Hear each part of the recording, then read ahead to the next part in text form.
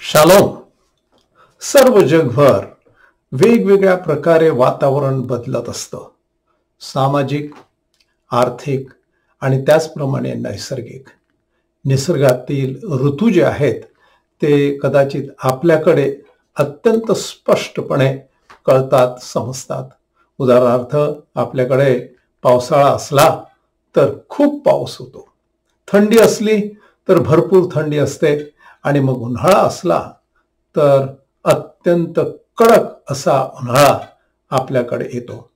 उन्हाळ्यामध्ये एक गोष्ट होते की जे झाडावरची जी पानं आहेत ती पूर्णपणे नष्ट होतात, खाली पडतात, वाळून जातात, आणि झाडं फक्त उभी असतात, काड्यांच्या सारखी.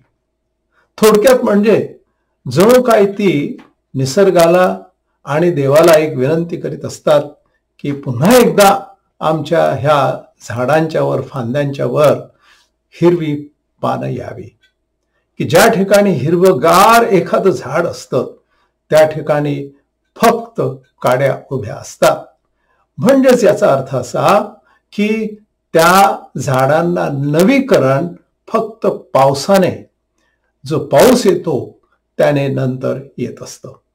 आता हे जे वातावरण आहे, हे जे हा जो धडा आहे निसर्गाच्या द्वारे, तो धडा आपल्या सगळ्यांना खऱ्या अर्थानं परमेश्वर निसर्गातून आध्यात्मिक रीतीनं देत असतो. माणसाचं जीवन हे कधी कधी असंच अत्यंत ओसाड असं होतं. त्यामध्ये कोणत्याच प्रकारचं नाविन्य असं राहत नाही, किंबहुना त्याच्यामध्ये जो आध्यात्मिक हिरवेपणा आहे तो राहत नाही. तुम्हाला माहित आहे, त्याच्यासाठी मग देवाच्या त्या अध्यात्माचं जे पाणी आहे, जो पाऊस आहे, तो आल्याशिवाय कदाचित आपल्या जीवनामध्ये नवीकरण होत नाही. तुम्हाला माहित आहे, संत पावलाने ह्याचा अनुभव नक्कीच त्याच्या काळामध्ये, त्याच्या देशामध्ये तो घेतला असावा, आणि म्हणूनच त्याने एक वचन आपल्या सगळ्यांच्यासाठी दिलेलं आहे. आणि ते असं आहे, उदाहरणार्थ करिंथकरास दुसरे पत्र आणि अध्याय 5 आणि वचन 17, जर कोणी ख्रिस्ताच्या ठायी आहे तर तो नवी उत्पत्ती आहे, जुने ते होऊन गेले, पहा ते नवे झाले आहेत.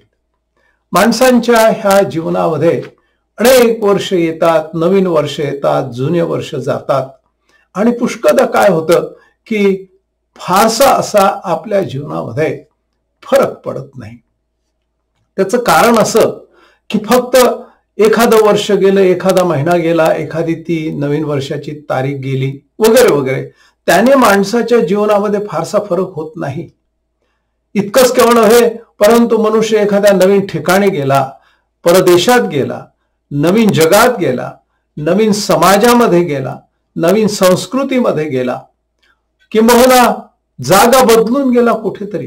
कारण एखाद्या जागामध्ये काही लोकांना असं वाटतं की त्या ठिकाणी त्यांच्या जीवनामध्ये यश नाही, नाविन्य नाही, आणि म्हणून पुष्कळदा लोक घर बदलतात, त्यांच्या घराचा रंग बदलतात.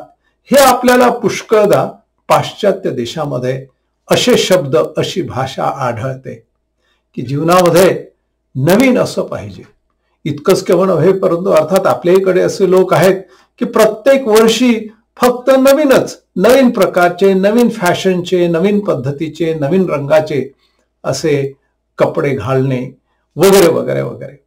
परंतु त्याच्याने सुद्धा माणसाच्या आंतरिक जीवनामध्ये बदल होत नाही, नाविन्य येत नाही. आणि म्हणून आध्यात्मिक रीतीनं नाविन्य आणण्यासाठी मला असं वाटतं की एक गुरुकिल्ली संत पावलाने दिलेली आहे. ह्या ठिकाणी पुन्हा एकदा ते वचन मी आपल्यासाठी वाचतो, 17. जर कोणी ख्रिस्ताच्या ठायी आहे तर तो नवी उत्पत्ती आहे, जुने ते होऊन गेले, पहा ते नवे झालेले आहेत. थोडक्यात म्हणजे मनुष्याच्या कोणत्याही ह्या बाह्यकारी प्रयत्नांनी जो आंतरिक बदल आहे, आंतरिक नवीकरण आहे, ते येऊ शकत नाही, असं मला असं वाटतं की ह्या वचनामध्ये संत पावलाला सांगितलेलं आहे. त्याला सांगायचं आहे ख्रिस्ताच्या ठायी असणं ही ह्या ठिकाणी महत्वाची गुरुकिल्ली संत पावलाने सांगितलेली आहे. आध्यात्मिक रीतीनं जर आपल्या जीवनामध्ये एक शुकशुकाट आलेला असेल, कोणत्याच प्रकारचे त्याच्यामध्ये नवीनपणा आलेला नाही किंवा राहिलेला नाही, आणि त्या सगळ्या जुनेपणाला आता असं वाटतं की कोणीतरी ते काढून टाकावं, ते आपण टाकून द्यावं, जर तसल्या प्रकारची आपली तयारी जर असेल तर ती फार चांगली सुरुवात आहे. नेमकं तेच ख्रिस्ताला पाहिजे आपल्या जीवनामध्ये, की जर आपल्या जीवनामध्ये आध्यात्मिक नवीकरण पाहिजे असेल तर. आणि म्हणूनच ह्या ठिकाणी ती गुरुकिल्ली जी सांगितलेली आहे, ख्रिस्ताच्या ठायी असणं. ख्रिस्ताच्या ठायी असणं म्हणजे काय? ख्रिस्ताच्या मध्ये असणं, ख्रिस्ताच्या जवळ असणं, ख्रिस्तामध्ये असणं. आणि अर्थात हे जे सगळे शब्द आहेत त्याचं एक आपल्याला जर शब्द वापरायचा असेल तर ख्रिस्तावरची तुमची श्रद्धा, तुमचा आणि माझा विश्वास. ख्रिस्तामध्ये येण्यासाठी सर्वात महत्वाची ही गोष्ट आहे की त्याच्यावर आपण विश्वास ठेवणं, म्हणजे ख्रिस्तामध्ये येणं आणि ख्रिस्ताच्या ठायी येणं, त्याच्या पावलांच्या जवळ येणं आणि बसणं. आणि त्यातूनच मग आपल्या वैयक्तिक जीवनामध्ये, आंतरिक जीवनामध्ये नवीनपणाची सुरुवात होऊ शकते. ख्रिस्त ते आणू शकतो. अर्थात त्यानंतरही सुद्धा विश्वास ठेवलेला आहे आपण कदाचित लहानपणापासूनच विश्वास ठेवलेला आहे, संडे स्कूल पासूनच आई वडिलांनी तुम्हाला ते शिकवलेलं आहे, परंतु त्यामध्ये फारसं नवीकरण आपल्या जीवनामध्ये झालेलं नाही. मग त्यासाठी आपल्याला काही प्रयत्न करावे लागतात.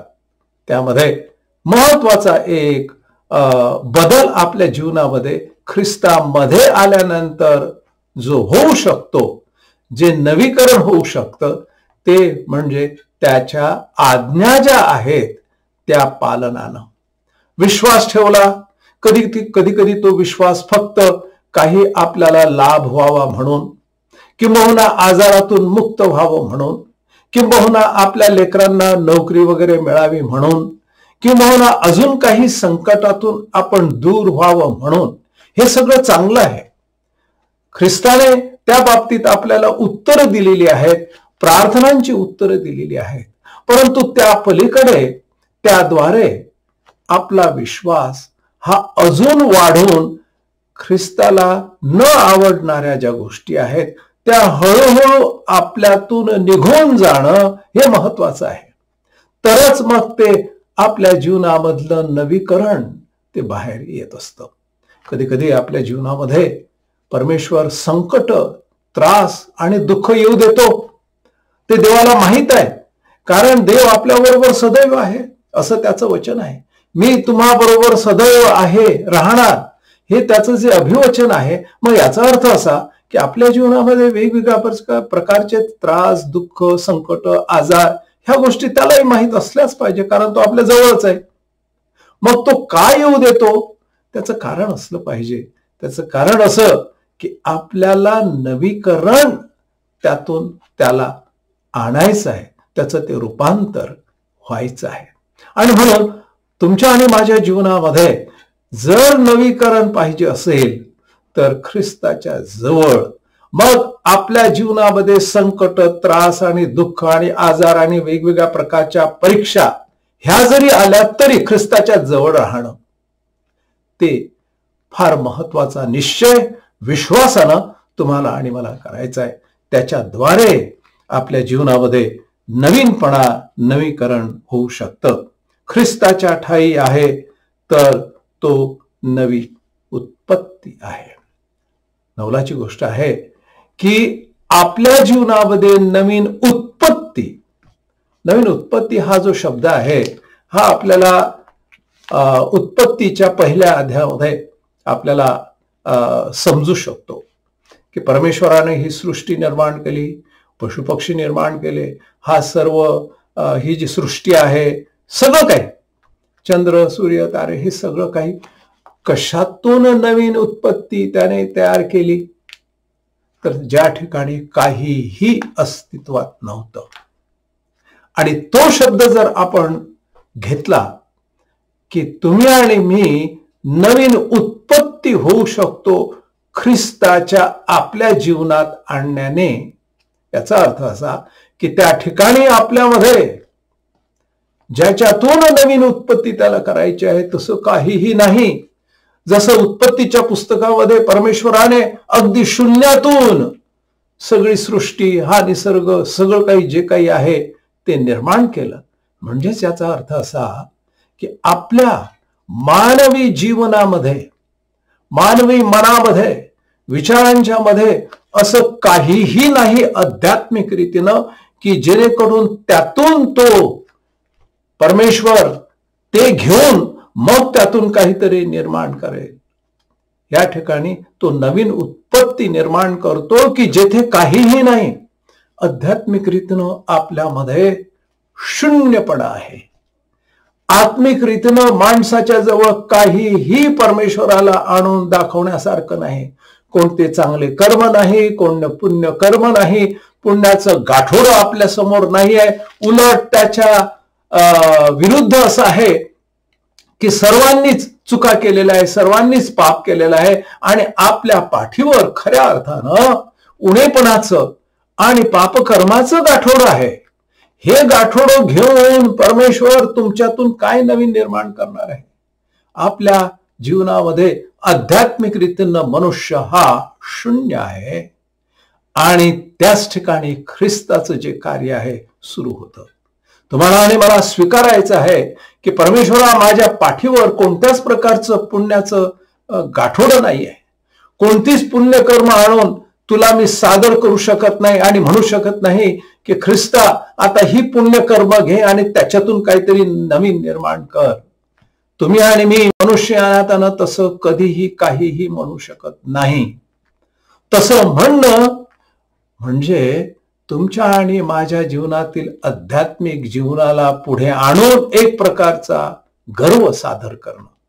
देवा, आम्ही सुद्धा थोडी पुण्यकर्म केलेली आहेत, आमच्यात आहे काहीतरी पावित्र्य.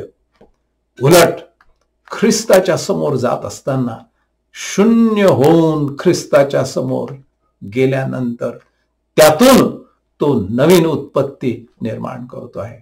मंडळी, किती मोठं सुंदर एक उदाहरण, किती सुंदर असल्या प्रकारचं वचन परमेश्वराने दिलेलं आहे. आपल्याला असं वाटतं का की काय मी परमेश्वराला काय देऊ शकतो? परमेश्वराच्या समोर मी काहीही नाही. दाविदाला तसं वाटलं होतं. दावीद तर म्हणाला की देवा, मी काय आहे? कोणीच नाही. माझं कुटुंब काय, माझं जीवन काय, माझं जे काही आहे व्यक्तिमत्व काय आहे, काहीही नाही, शून्य आहे मी. तसा तो देवाकडे गेला. अजून एक महत्वाचं उदाहरण म्हणजे संत पाऊल. हा शॉल होता आणि हा शॉल तुम्हाला माहित आहे की किती तो खऱ्या अर्थानं ख्रिस्ताच्या विरोधात चालणारा, वागणारा, काम करणारा. त्याच्याजवळ तर कोणत्याच प्रकारचं पुण्याचं गाठोडं तर नव्हतंच, परंतु अपुण्याचं म्हणजे कुकर्मांचं आणि तेही ख्रिस्त भक्तांना त्रास देण्याचं गाठोडं. कोण असं गाठोडं घेईल आणि देवाच्या समोर येईल? परंतु तुम्हाला माहित आहे, तसा व्यक्ती सुद्धा ख्रिस्ताच्या समोर आला. ख्रिस्ताने त्याला पकडलं आणि मग त्या ठिकाणी तो खाली पडला आणि त्या पडण्यामध्ये त्याने त्याच ख्रिस्ताला टाहो केला. त्याने हाक मारली आणि त्याचं संपूर्ण जीवन ख्रिस्ताने बदलून टाकलं. त्याच्याजवळ काहीही नव्हतं, शून्य. त्याच्यातून, त्या राखेतून, शून्यातून देवाने असा एक देवाचा भक्त निर्माण केला की त्याचा उपयोग त्याच्या राज्यासाठी आणि त्याच्या सेवेसाठी त्याने करून घेतलेला आहे. त्यालाच म्हणतात नवीन उत्पत्ती, त्यालाच म्हणतात नवीन कार्य. त्याच्यातूनच देव एखाद्या व्यक्तीला उंच करतो, उभारतो आणि त्याचा प्रभावीपणे उपयोग करून घेतो. तर मंडळी, ह्या ठिकाणी तुमच्या आणि माझ्या जीवनामध्ये काही नवीन उत्पत्ती व्हायची असेल, नवीकरण जर व्हायचं असेल, तर मग मात्र आपल्या शक्तीनं आणि आपल्या स्वतःच्या कर्मांना आपल्याला करता येणार नाही. ते आपण करू शकत नाही. ही काळ्या दगडावरची रेष आहे. कोणत्याही मनुष्याने स्वतःच्या कर्मांनी ते करून दाखवलेलं नाही आहे. त्याला फक्त ख्रिस्तावरील विश्वास आणि ख्रिस्ताची कृपा ह्याचा ज्यावेळेस स्पर्श झाला त्या व्यक्तीला, त्यावेळेस त्याच्या जीवनामध्ये नवीकरण आलं. मग आता हे जे नवीकरण आहे, स्पष्टपणे आहे की जर आपल्या जीवनामध्ये शून्यता आहे, कोणत्याच प्रकारची आपल्याकडे आध्यात्मिक अशी पुंजी नाही, गाठोडं नाही, त्याच वेळेस ख्रिस्ताची दया मागा, ख्रिस्ताकडे या, ख्रिस्ताच्या हातात आपलं जे जीवन आहे ते त्याला द्या. माझी खात्री आहे की तुमच्या जीवनामध्ये नवीकरण येईल. मग हे नवीकरण कशा कशामध्ये येतं? अर्थात जो संत पौल होता, कोणत्या बाबतीत त्याचं नवीकरण झालं? अर्थात त्याची काही लांबी, उंची, रुंदी ह्याच्यामध्ये काही फरक पडला नाही. त्याचा चेहरा तसाच राहिला वगैरे वगैरे. जो होता तोच होता, त्याची भाषा तीच होती, जे काही त्याचं शिक्षण होतं तेही तसंच राहिलं. परंतु त्याच्या मनामध्ये नवीकरण झालं आणि त्याचं जे मन, त्याचे जे विचार आहेत ते अशा रीतीने पूर्ण बदलले की तो व्यक्तीच मग बदलून गेला. ते जे मनातले विचार, त्याच्या योजना, त्याचा जो स्वतःचा मीपणा आहे तो पूर्णपणे बाजूला गेला आणि त्या मीच्या ठिकाणी ख्रिस्त हा त्याचा प्रभू झाला. त्याच्या विचारांचा, त्याच्या विवेकाचा आणि त्याच्या कृतींचा त्याच्या जीवनामध्ये. सर्वात मोठी गोष्ट, जे त्याचे विचार होते पूर्वीचे, ते विचार पूर्णपणे बदलून गेले आणि तिथं त्याच्या नवीकरणाची सुरुवात झाली. आणि आपल्या जीवनामध्ये सुद्धा, प्रत्येकाच्या जीवनामध्ये जर नवीन उत्पत्ती बघायची असेल आपल्या स्वतःलाच आपल्या जीवनामध्ये, तर मग त्याची सुरुवात आपल्या विचारांच्या मध्ये होते. पूर्णपणे जे जुने विचार आहेत ते बदलून जायला पाहिजेत. जुन्या ज्या विचारांच्या पद्धती आहेत, म्हणजे काय की ज्या विचारांनी आपण आपलं जीवन पूर्वी चालवत होतो. संत पौलाचे पूर्वीचे जे विचार होते की ते म्हणजे विरोधात्मक होते, ते एक प्रकारे विध्वंस करणारे होते. कोणाचा?